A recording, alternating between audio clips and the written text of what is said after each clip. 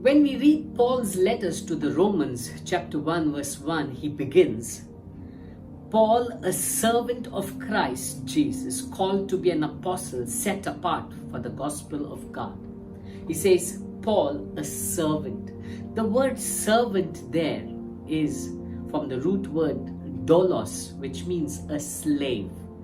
What Paul is saying is, I voluntarily, you see, Jesus set us free, but I voluntarily submit myself to Christ as his slave. That means, in simple words, what Paul is saying is, I have no life of my own. I have no future of my own. I have no will of my own. I am completely sold out to Jesus. Whatever he says is final.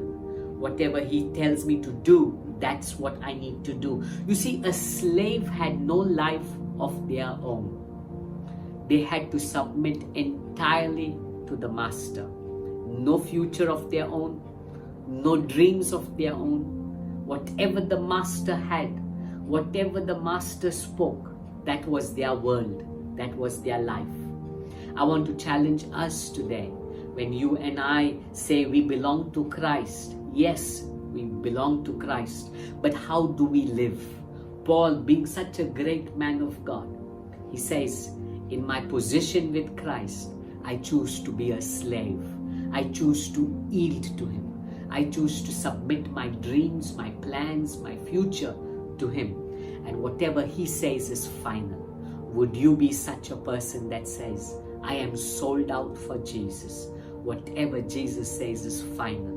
Even if it is contrary to my dreams, even if it is contrary to my plans, whatever he says, that's it.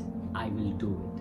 What kind of a life are you living? Are you living a life yielded to him?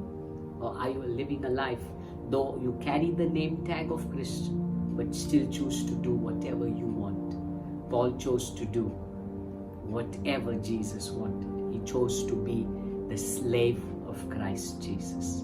What about you? God bless you.